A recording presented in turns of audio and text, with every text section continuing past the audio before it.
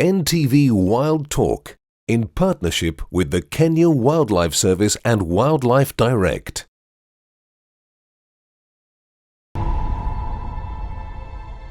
Hello and welcome to NTV Wild Talk with me, Smriti Vidyarthi.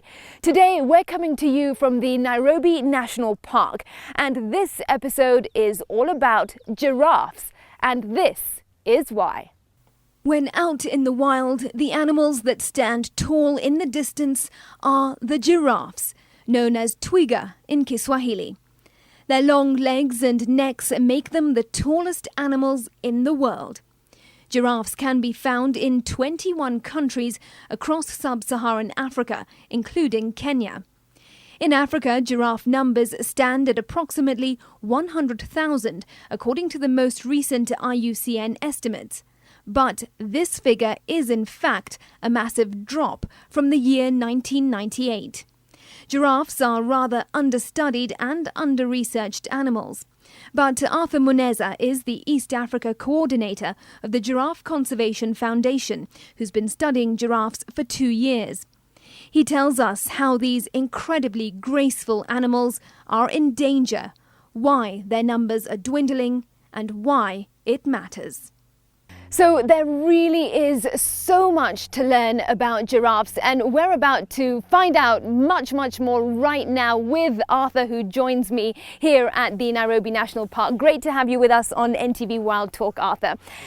Now, where we're standing at the moment, and might I add that we do have security here because one can't just get out in the park, but where we are is typically where someone could spot giraffes. Tell us about this area. So the general misconception is that giraffe are only seen in the savannas feeding on acacia, but giraffe also known to feed on such shrublands and in woodlands, and you can see such nice foliage there that they like to feed on. One thing that giraffes do like is getting on such nice juicy leafy plants that they can get moisture from and get water from. All right, well let's head over there as you tell us more about them. Why do they love that juice and moisture? Well, because giraffes, they are big animals. They can grow up to 5.5 meters tall, and they're the tallest land mammal. So they do require a lot of food and they do require a lot of water. A giraffe has been known, they do eat up to 80 kilograms of foliage per day. Really? Yeah, and so such plants do come in really handy for them because it has like a dual role. So they can feed on these leaves and at the same time get moisture out of it. Giraffes do also they have been observed eating some fruits. So I don't know if they could eat such small fruits, but they... Up there, over there, some tiny fruits. Yeah. Oh, wow. Yeah, so they do feed on these plants. And what people generally think is that giraffe only feed standing up. That's only applicable mostly to males, the ones that are seen feeding standing up. Whereas females, they do tend to eat also sometimes bending down. Really? Yeah. Oh, so wow. that's why. Okay. So this level is okay, but I've got to say, normally when we see giraffes, I mean, they are high up, and I don't know, I can't even figure out how high and tall they are to reach and get the best of the leaves up there. Exactly. So that's the general view that people have. You know, when people think of giraffe, they always think of one feeding up top, standing on top of acacia. Yeah. But yeah, so that's what you get to see when you see them in the bushes. That's where you get to see them, bending down, eating from this lower level. Yeah. And they do explore such different types of foliages, such as combretum, acacia. These are types of plants that giraffes like to feed on. All right, well, unfortunately, there are no giraffes out here at the moment, but we don't quite know what might be lurking in this bush, so let's perhaps step away from it. Arthur, there are so many different types of giraffes, but I get this feeling that when people look at a giraffe, they notice their beautiful patterns. I mean, of course, they are sky high, so tall, with amazing long necks, and their skin is so spectacular. But you can tell different species just by looking at their patterns, can't you? Yes, that's very accurate. And actually, not even just the different species, but different individuals. Oh. See, the coat pattern of a giraffe, that's like its fingerprint. If you have a picture of a small giraffe, like if it's a baby, you take photos of it on the one side of the animal, you can follow it taking different pictures up until when it's an adult, and you can follow it using the pictures because the coat pattern remains the same for any individual giraffe. That's how you identify them. Wow. Now, going back to the species, that's also very accurate. we have right now 9 different recognized subspecies of giraffe. So here in Kenya, the ones that are recognized, we have the Maasai giraffe, which is found in southern Kenya and also mostly southern Kenya. And then we have the reticulated giraffe, which is found in the northern parts of Kenya, northeastern parts of Kenya. And then we have the Rothschild giraffe, which is found in western Kenya and parts of central Kenya. Right.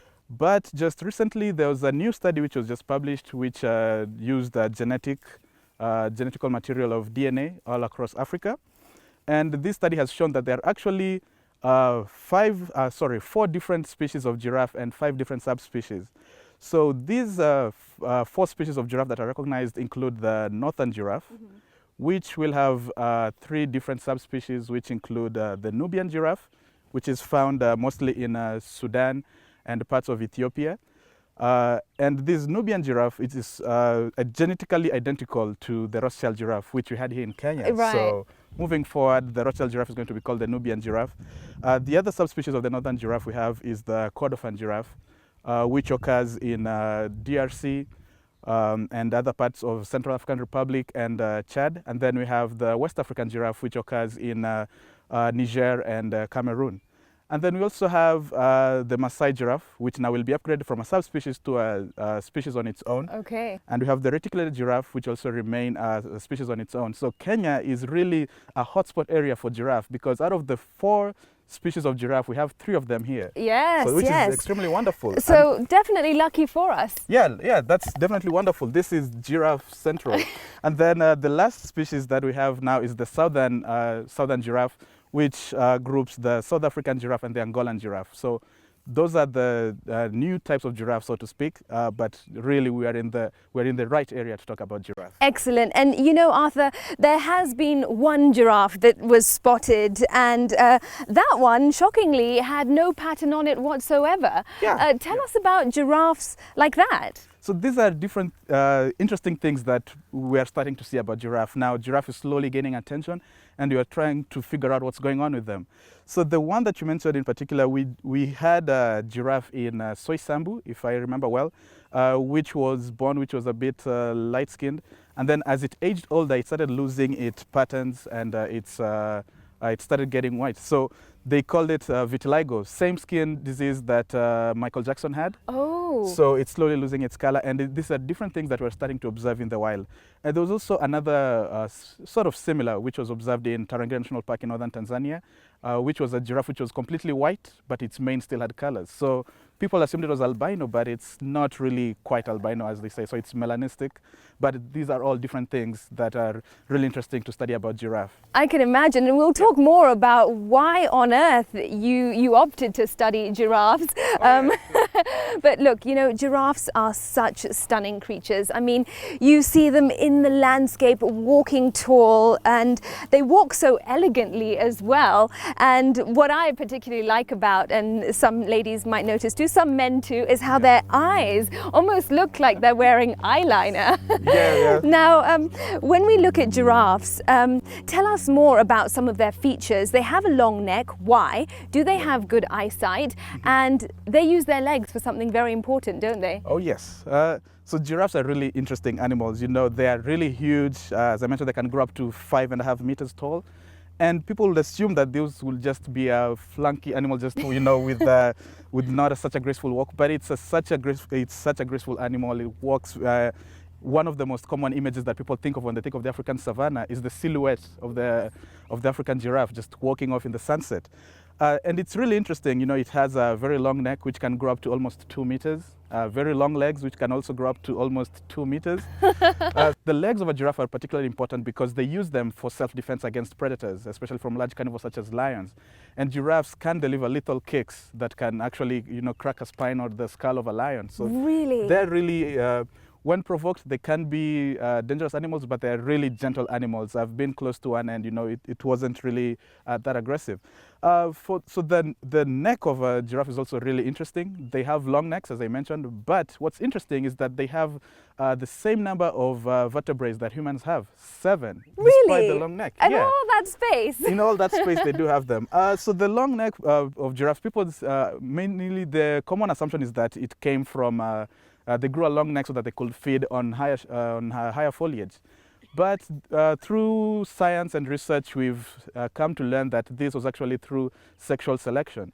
Oh. So what's important is that male giraffe, they fight for dominance. You know, everybody wants to be the top bull. And what happens is that they fight through necking. So they use their necks to assert dominance. And only the one with the longest neck get access to females.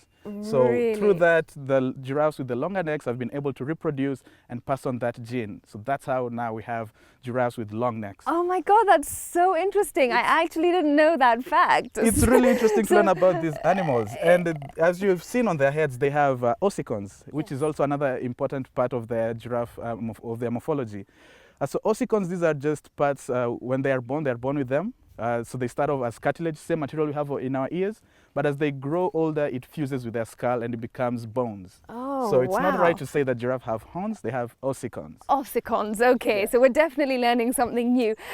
Talk us briefly, do they have good eyesight? What about their hearing?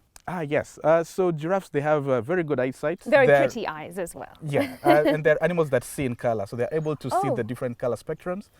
They have very good sense of smell, and they also have good senses of hearing. So that's why whenever you see a giraffe, you also see other smaller ruminants and other smaller mammals just hanging around them, because they know this is an animal that can see far and hear things, so that they can keep watch over them.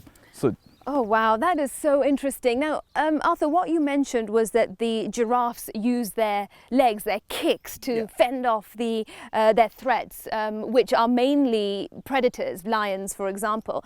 But there are several other threats that face giraffes, not only the predators. Yeah. Talk us through some of these threats, because the statistics are shocking. True, that's a very good point. And so one of the most concerning threat about giraffe is habitat fragmentation. So giraffe, they occur in 21 countries across Africa. But as we have known, in Africa the population is growing. There's huge pressure on land, and there's huge demand for land.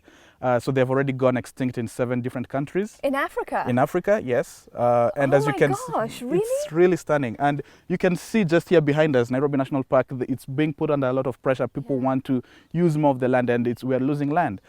So habitat fragmentation, where people cut off huge chunks of wild protected areas, affects giraffe populations. But as we talk about populations, human population and population growth, what are some of the statistics when we talk about the population of giraffes? In particular. So the general trend is that most of the African populations of giraffe are declining. Here in Kenya, we've had a very drastic decline. Just in 1998, we had about 45,000 giraffes. That's an estimated population, which was the highest in Africa. Right now, the current estimate is that we have about 12,000 only left in the wild.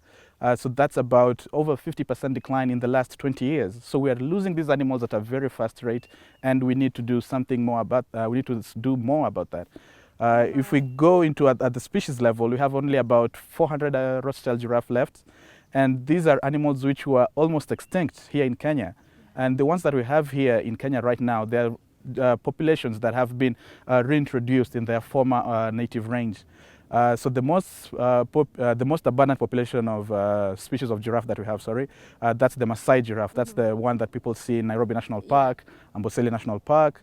And then we have the reticulated up north, which is also declining. We've lost about 70% of reticulated giraffes. So Wow. the numbers are going down, and we need to do something more to protect them. So Arthur, then you mentioned one of the threats is human population growth and settlement growth encroaching on the land that giraffes roam. What are some of the other threats that are causing this population to dwindle? Well, one of the threats is poaching and bushmeat. So giraffes are particularly prized for their hide and tails, and also there are some areas where giraffes are believed to cure HIV and AIDS. Of course, this is not accurate. So people kill them for their bone marrows and brains to use them as traditional cures. What kind of a market is this? Because we know that, for example, when it comes to elephants and their tusks, they're transformed into ivory ornaments, and that demand is in China. Where is the So market? this is mostly in northern Tanzania and southern Kenyan areas. So people incorrectly think that giraffe parts are able to cure HIV and AIDS, but this is not accurate. Giraffes are also killed, for their meat. You go up to the northeastern area of Kenya, You have insurgents there, rebels. Whenever they are out there in the wild, they require meat for their sustenance, and they go after giraffes. This is a huge lump of meat walking around for them, and we are losing them at a faster rate because of this. Yeah. Another threat to giraffe populations is, we have the lack of scientific research, so to speak. We have other populations which are of interest, such as, elephants, gorillas. These are animals that have been studied for, a very, very long time. But when it comes to giraffes, there are very few institutions which are looking at giraffe specifically. At Giraffe Conservation Foundation, we are the only NGO that studies African giraffe across its range.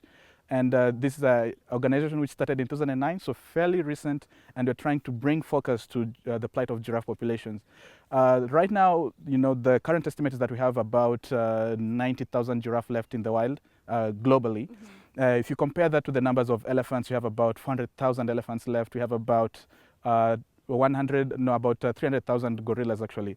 So these are animals which are, doing a bit better than giraffe. We're not saying that stop studying them, study giraffe. We're just saying, when you're studying these animals, also take a chance, look at what's going on with giraffe. Right. Let's work together so that we can help also these species survive. Well, you're one of those people that does research giraffes. You've been studying them for a while now.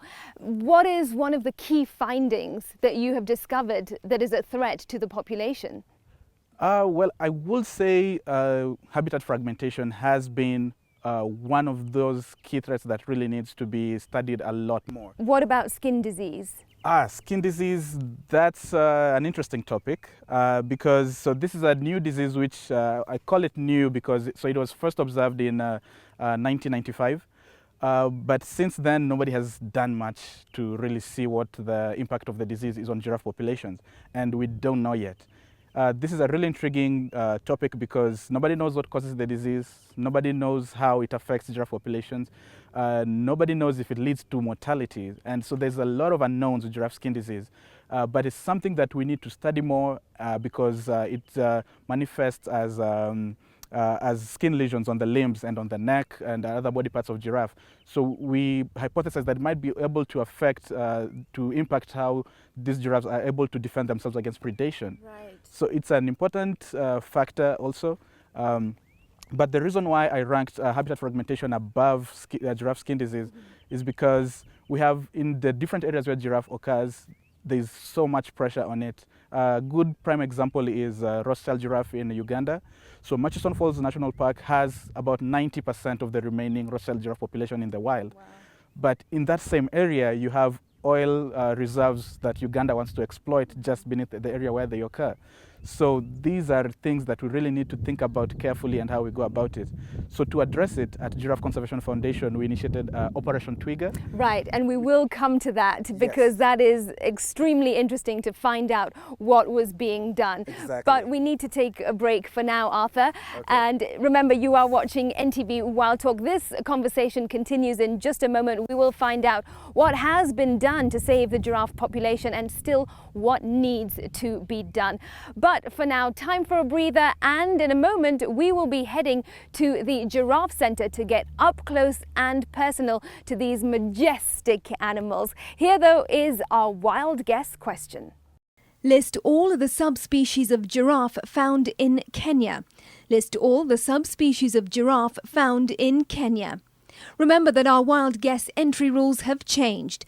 Now, to participate, you must like the NTV Wild Facebook page and post your answer on the timeline associated with this question. Answers sent via Twitter will no longer be considered. The first person to answer correctly wins free entry for 7 lucky people to the Afu Kenya Giraffe Center, plus a guided tour so you can learn even more about the giraffes and have the opportunity to feed them. The winner also gets 1 bottle of wine courtesy of Wines of the World and a gift hamper courtesy of Wildlife Direct. Terms and conditions apply, which can be found on the NTV Wild Facebook page. Last week's lucky winner was Naomi Mate.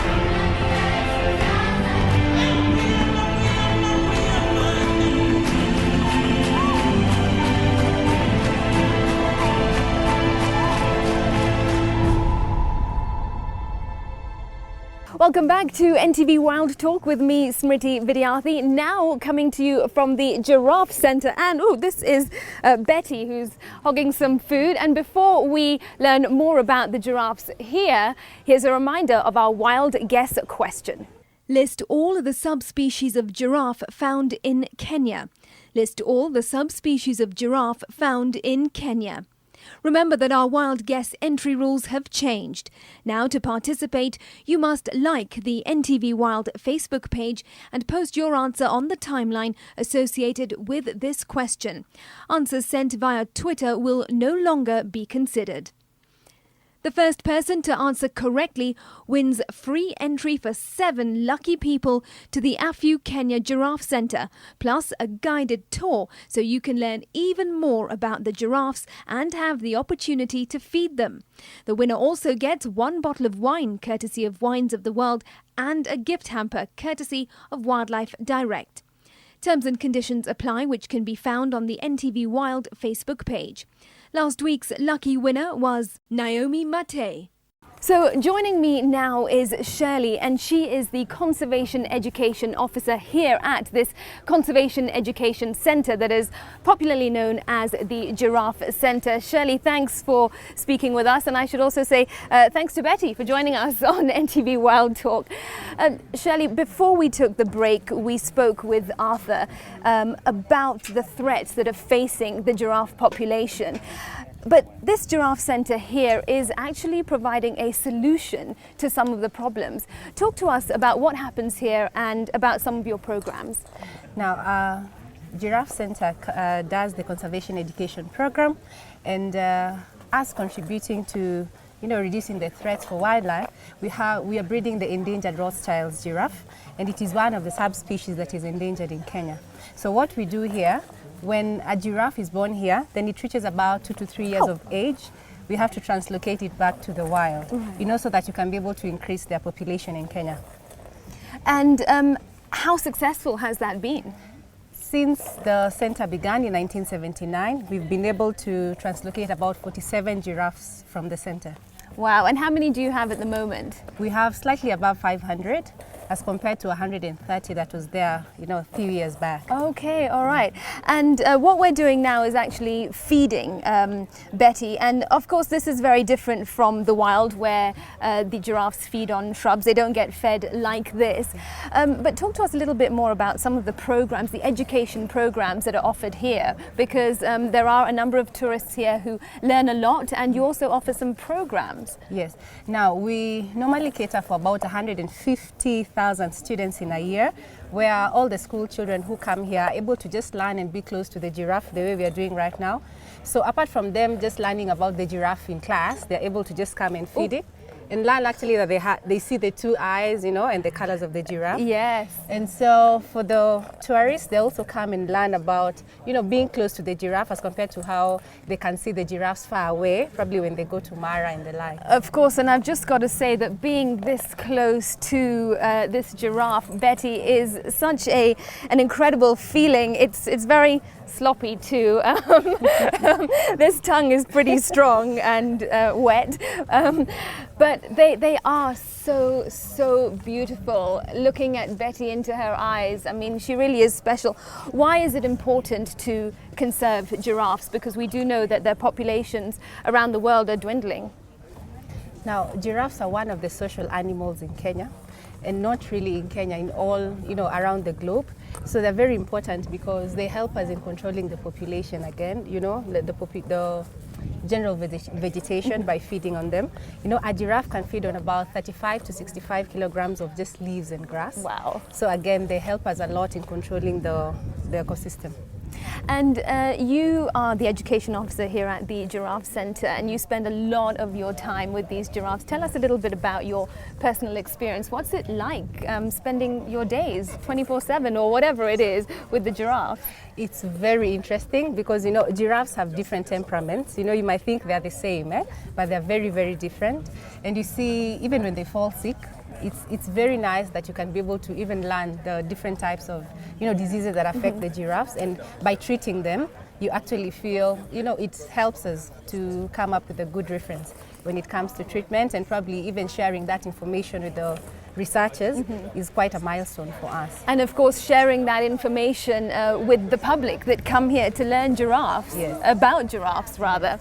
All right, Shirley, thank you so much for your time and for joining us on NTV Wild Talk. In a moment, we'll get a little bit closer to the giraffes. Thank you.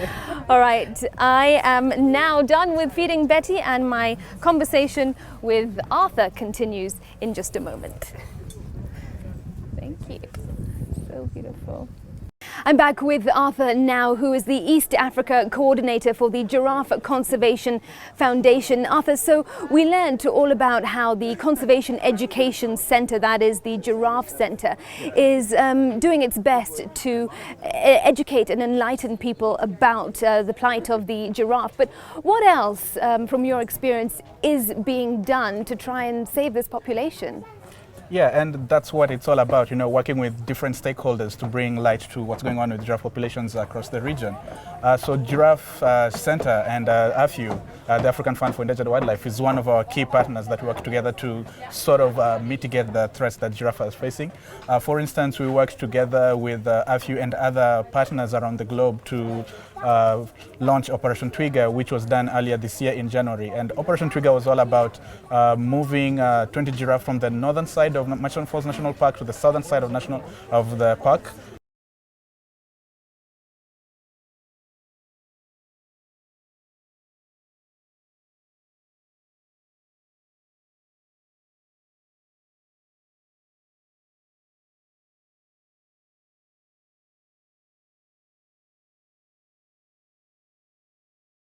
We moved 20 giraffes and 2 actually, so we moved 18 to the southern side and 2 to the Uganda Wildlife Education Center in Entebbe. Wow, that must have been if I may say, a tall order, a tall task. Oh, definitely, it was a tall task, and that's why we needed so many partners. Giraffe Conservation Foundation, we're just a small organization that's starting up. So we worked with other helpful institutions such as the Uganda Wildlife Authority, Uganda Education Center. They contributed a lot. We had generous donations from other foundations such as the Leiden Foundation, Conservation Foundation, which donated a truck to help move these beautiful animals. So those sort of things that help move giraffe conservation in the right direction. Like Operation Trigger, this was generated from funds which were donated by zoos from across the globe and other donors, and that sort of action helps conserve these animals. And that must have been a massive, massive task, because you moved these giraffes across the Nile. Yes, so it was really surreal seeing animals, on these wonderful big animals on a ferry. That's something that many people don't get to see.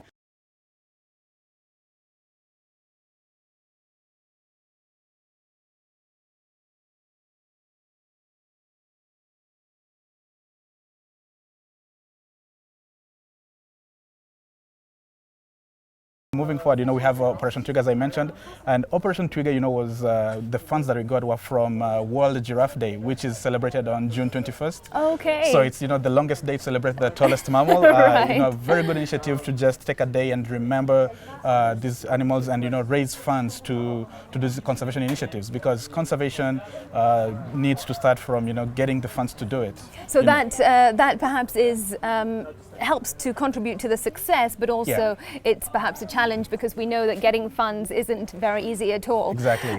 So what else needs to be done that hasn't been done already?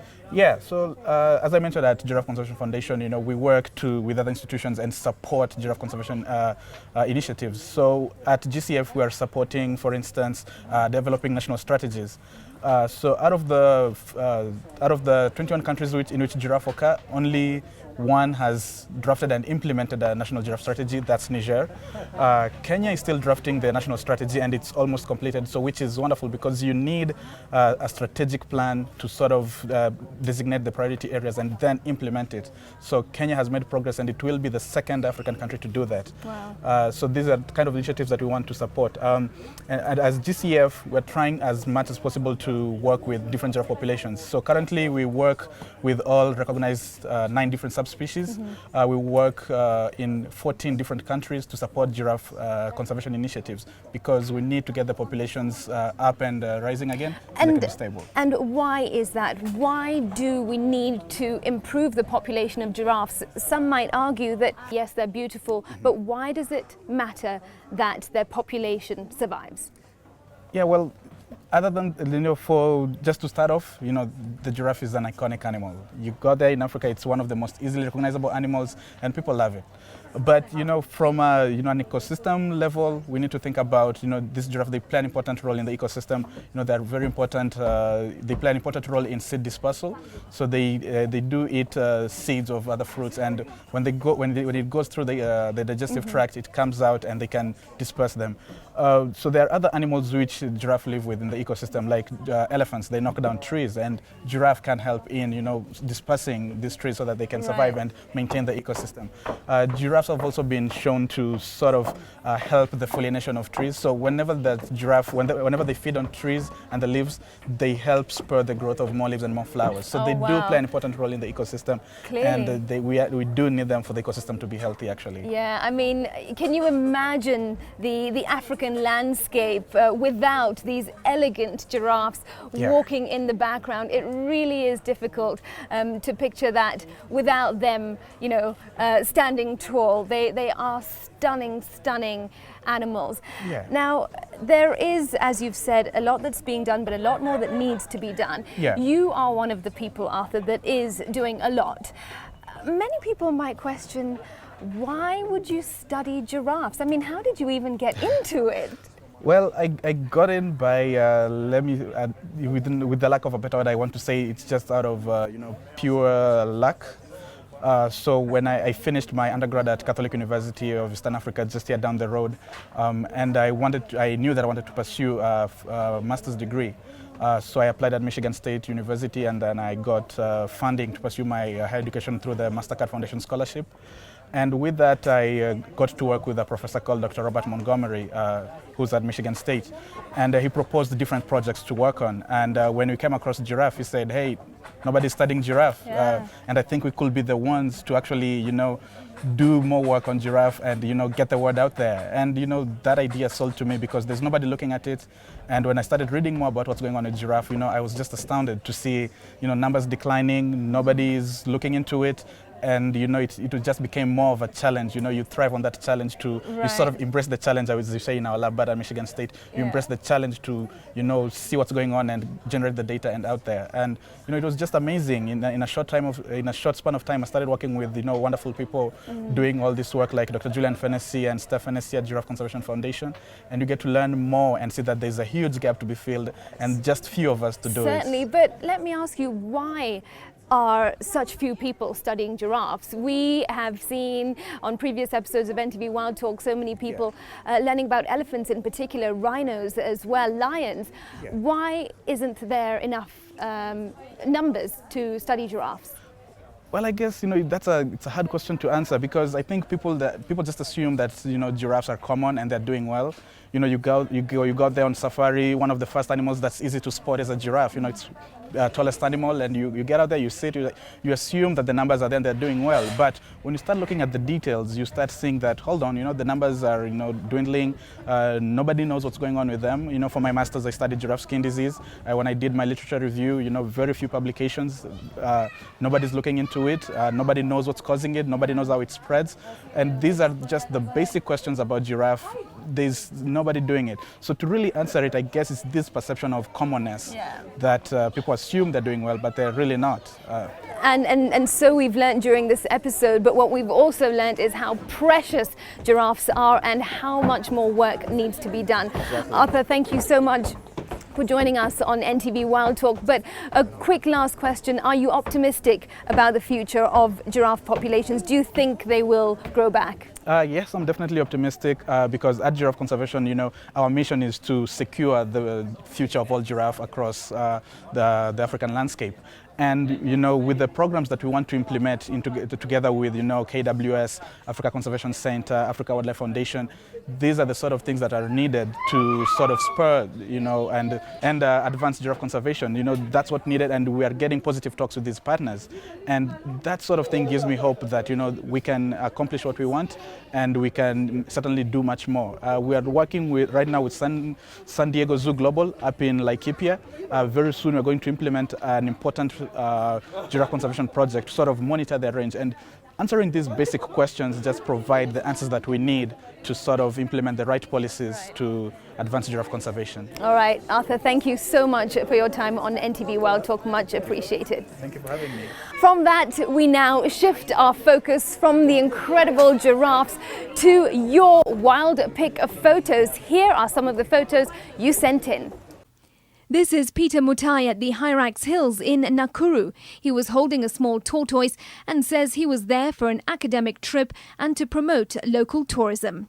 Snapped at the Mount Kenya Animal Orphanage, this is a photo of Jackson Mbivia. He was brushing Morani, the young cheetah, during his internship there and says animal keeping is his passion. At the Sweetwater's Chimpanzee Sanctuary, this is Michael Wangondu. He was posing by some chimps and had gone there for a game drive. Michael says he loves wildlife and has a passion for conservation. Justice Mwalimu was on Mount Longonot and had gone for a nature walk with college students. He says he loves nature so much. And then in Baringo County at Chemeron, this is Mercy Guda.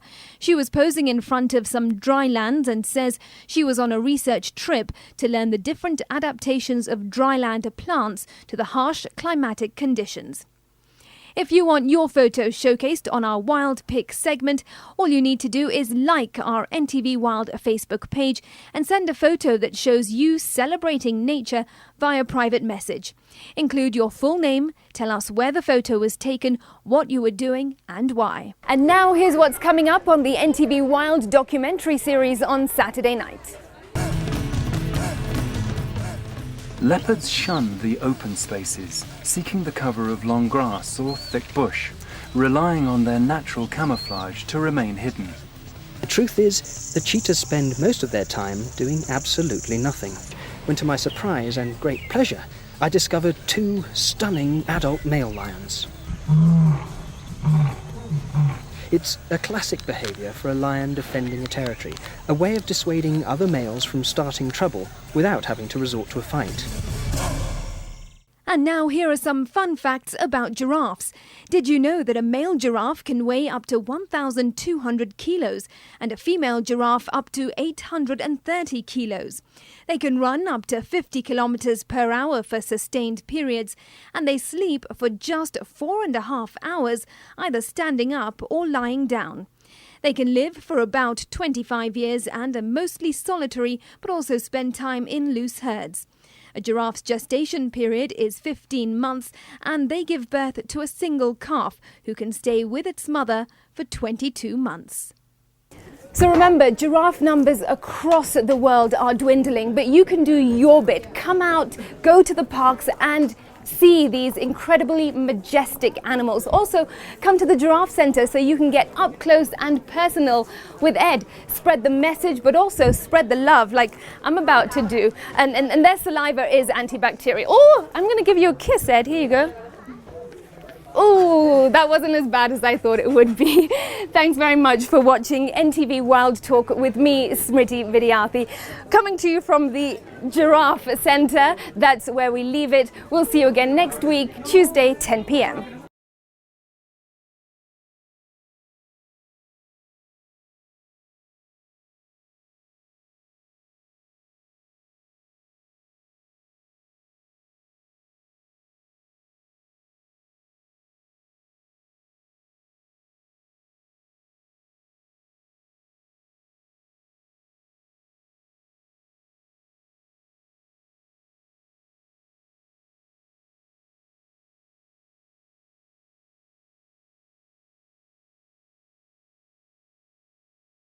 Do this and maybe just give a thumbs up. Hey! Hi! Get a picture of me, Shirley. Yeah. Want to make a selfie?